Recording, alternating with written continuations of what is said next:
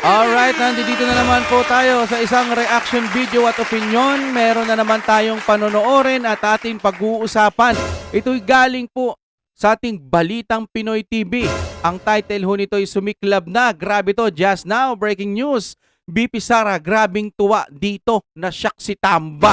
Oh my G, nasa description niya ng ating Balitang Pinoy TV. Subscribe niyan dahil naghahatid po yan ng balita patungkol po sa ating Pilipinas kung mahal. At kung trip nyo naman, may kasamang reaction video. Panoorin na natin ito ng sabay-sabay.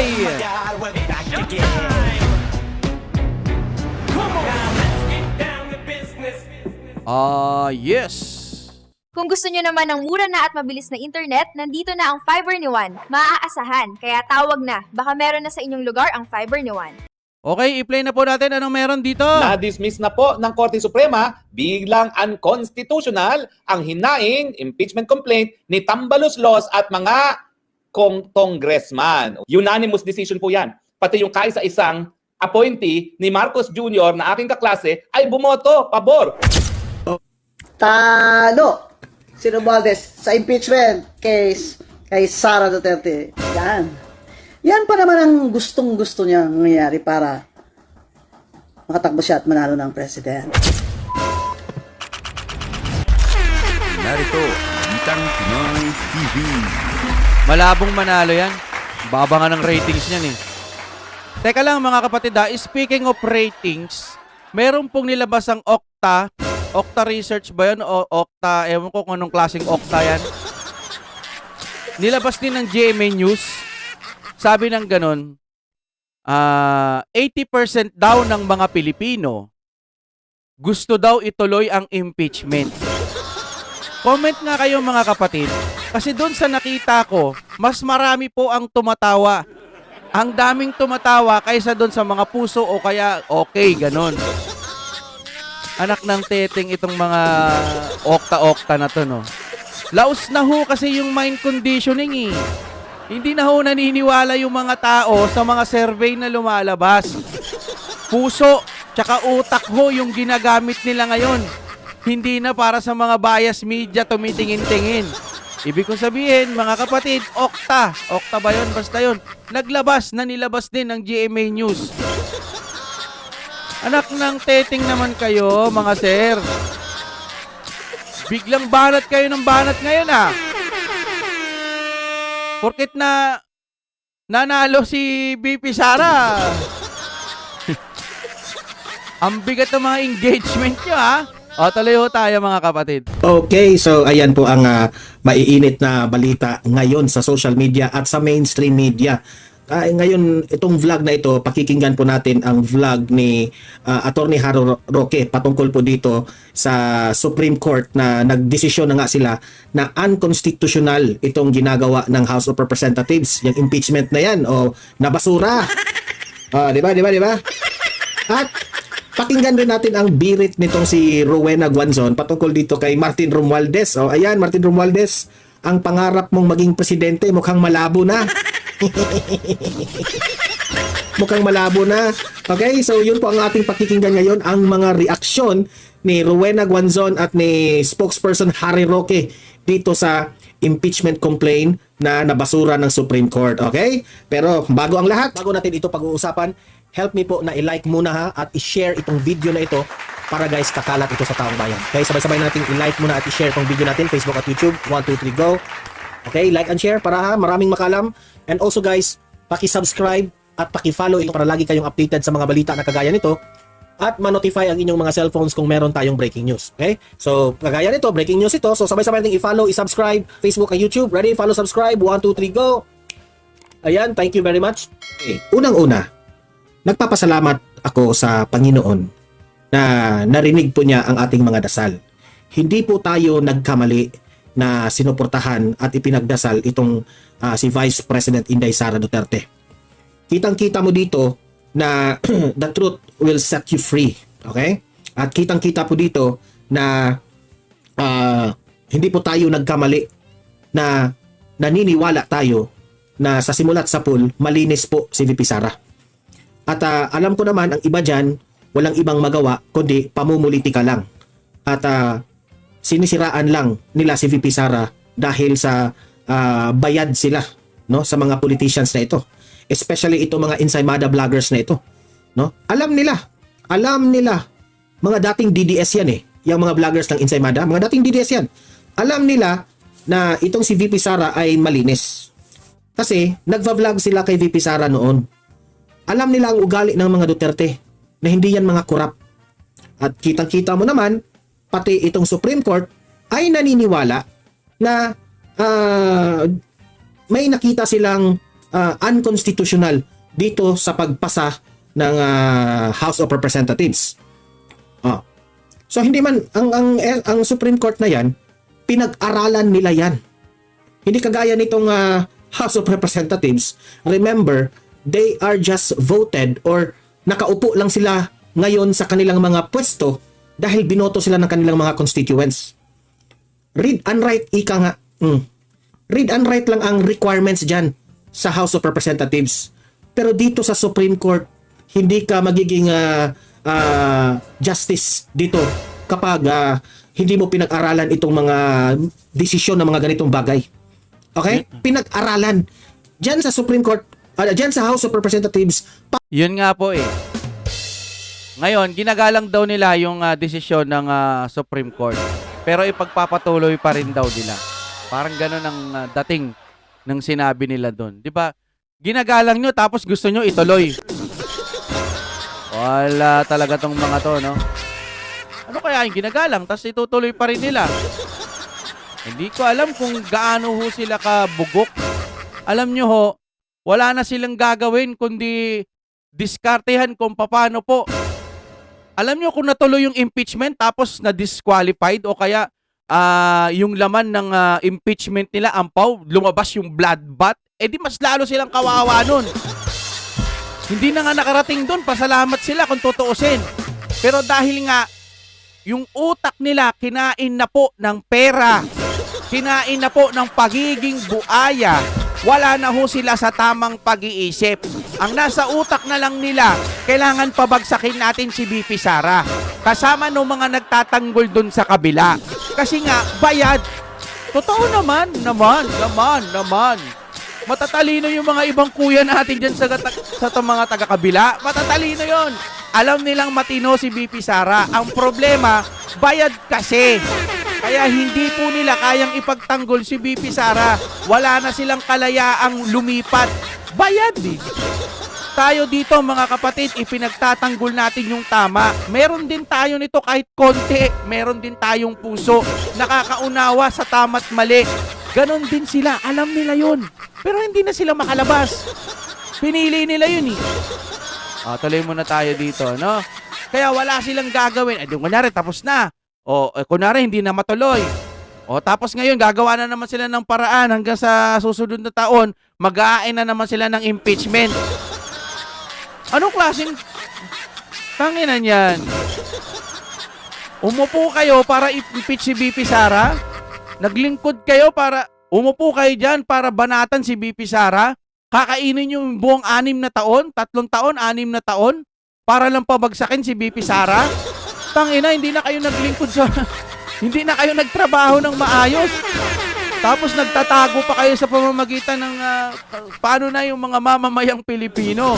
Mamamayang naman. The more na lagi niyong pinapabagsak si VP Sara, mas lalong kumikitid ang inyong pag-iisip sa paningin namin. Politika lang yan.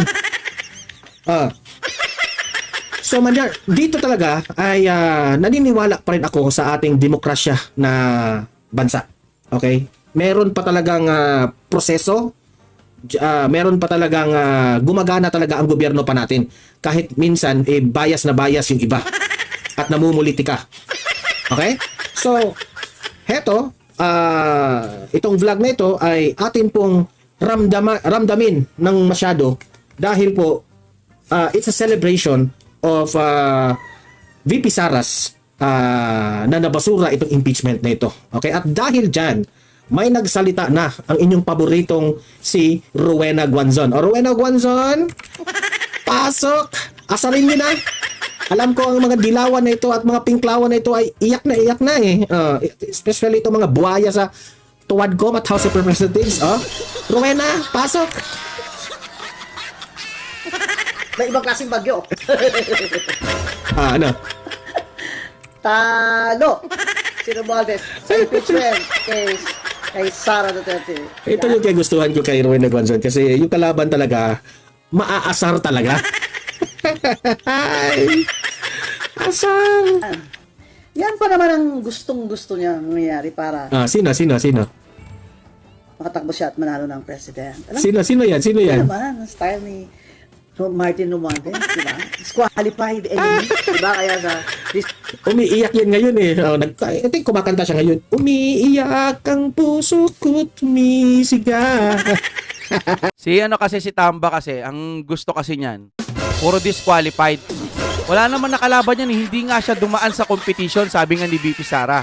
Kasi puro disqualified yung kalaban niya. Hanggat maaari, hanggat kayang i-disqualify, disqualified. Tanggalan mo ng pera yan, walang papansin dyan. Kasi hindi rin marunong magsalita, bulol-bulol din. Tanggalan mo ng pera yan, hindi papansinin yan. May hawak kasi yung pera. Siguro sa aking pananaw lamang. Kaya yan sinusunod ng mga, kahit mga matatalinong tao, sinusunod yan. Kasi nga may pera eh. Kaninong pera? Taong bayan. Bukod sa taong bayan, may sarili din kayamanan yan. Kaya ganun-ganun na lang sila sumunod. Tanggalan mo ng pera yan, kahit yung mga umaatake kay BP Sara, hindi na yan naatake. Wala na. Pera lang kasi ang dahilan. Itong pera na to, kung magpapakontrol ka, sabi ko na nga kahit gaano ka kayaman, gaano ka chenilin chubachucho, sa pamamagitan po ng pera, pag hindi kakayanin ng utak mo, talagang magpapakontrol ka sa pera. Ito ang nangyayari sa atin ngayon. Sayang yung 6 na taon na walang nangyayari. Alam nyo, nung kay Pangulong Duterte, may ginagawa po kasi ako ngayon documentary na lahat po ng nagawa ng Pangulong Duterte, ilalabas ko rin yung pag natapos ko po lahat. Hanggang kay BP Sara. Tapos, may kasama pang comparison kay PBBM. May gagawin po akong documents na ganun. Paghihirapan ko para po lahat detalyado. Ngayon, sayang yung 6 na taon ng ating presidente dati na sana ipinagpapatuloy na ngayon. Ngayon kasi pag may nakikita silang mga kung ano-anong pwedeng ibato kay BP Sara o kaya sa mga Duterte, imbis na magsolusyon sila, sabihin na lang natin, sige, may nakikita pala kayong mali. Solusyonan nyo na ngayon, hindi yung puro sisi ng sisi. Ganun ho kasi ang nakikita natin, matagal na ho tayong nagbablog dito. Yun lang ang lagi natin nakikita, sisisihin ang Duterte. Tapos, i-blame sa Duterte. Tapos ano gagawing project? Wala! Tanginang flood control yan. Kawawa yung mga mamamayang Pilipino. Tapos gusto nyong sabihin ngayon, ito na yung bagong new normal na? Tangina naman, new normal na to. Baawa kayo sa taong bayan, tatanggapin na lang natin yung normal na to. Takte. Kayo nga, yung mga taga-kabila, mga kuya natin, mga sir, alam ko may sarili-sarili ho tayong pananaw, opinion. Ganun-ganun na lang ba yun? Tatanggapin nyo na lang mag-vlog ng, oo, tama, ito na new normal. Ganon? Ewan ko sa inyo. Pero wala akong galit sa inyo. Trabaho lang yun siguro yan. Pero bilib ako sa inyo kasi kayang-kaya nyong maatim. Magtanggol ng mali. tignan, wala siya kalaban, pinag-disqualify niya yun. Wala pa kayo ano ba, nasaan na ba mga tao? Bagyo-bagyo. Bakit doon sa sa post ko na hindi live ay 537,000 ang views. Dito sa live, walang tao. Teka muna, tayin natin sila, ha? Alam niyo tong bagyo na to? Ito yung bagyo na protracted. Slow connection kasi tayo. Protracted ba? Yung parang, dahan-dahan, pumasok yung isa, tapos akala natin, wala na. Tapos, andyan na naman, lumakas na naman. Tapos, hindi na naman. Ito naman, pangatlong bagyo na pala to. Talagang, pero itong bagyo na humampas kay Romualdez at kay BBM. Baklasing bagyo ito dahil Supreme Court na talaga. Humampas. Bagyong Supreme Court yan. BBM. Tanggapin mo ito, BBM, kasi itong bagyo na ito sa Supreme Court, new normal na yan. Ay! Sa kanila. Kaya siguro, baka ipa-refund na lang yung mga congressman na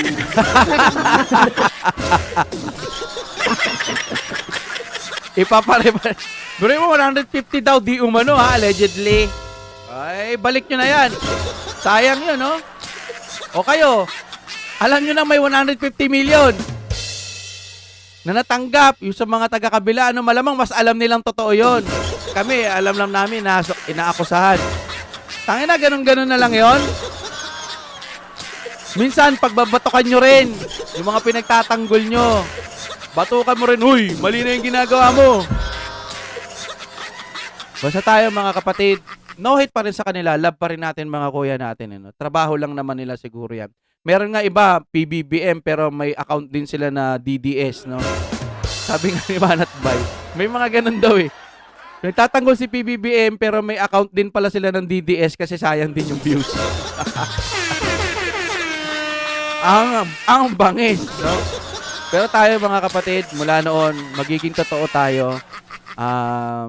Nung panahon ng eleksyon, alam nyo naman, talagang pinagtanggol natin yan, BP Sara, tsaka si PBBM. Natural ho kasi yung nararamdaman ho natin. Walang halong may bayad, walang halong dinidiktahan tayo, walang ganon, no? Pasalamat na lang din tayo, wala na rin mga nag-aalok, hindi tayo nasisilaw, nilalayo ho tayo sa mga ganong tukso. Lagi ko rin yung pinagdadasalan na ilayo tayo sa mga tukso para po makaiwas talaga. At pag may mga ganyan rin naman na mga kapatid, hanggat maaari, wag na wag. Mas masarap pong maging malaya. Nakakakain naman tayo ng 3 beses sa isang araw. Minsan 4 pa. Sapat na yon. Hindi yung magpapakasasa ka sa pera eh. Hindi ka na nga nangangamuhan, tapos gusto mo pa may tawag dito, babayaran ka pa. Basta tayo dito, totoo tayo mga kapatid. Maraming salamat sa inyong panonood. Huwag nyo kakalimutan mag-like at subscribe. Napaka-importante po sa atin yun, no? Kasi nagbabago na raw ngayon yung algorithm ng YouTube. Kaya sana po, supportahan nyo pa rin tayo. Mag-like, tsaka po mag-comment. Yan po, kahit tawag na kayo mag-subscribe. Hindi, mag-like tsaka comment. Masaya na po tayo dyan. Okay mga kapatid, maraming salamat sa inyong panonood. Break it down. Yaw, nasa na yung outro natin? Hindi pala nakapindot. Thank you! Oh my God, we're back again.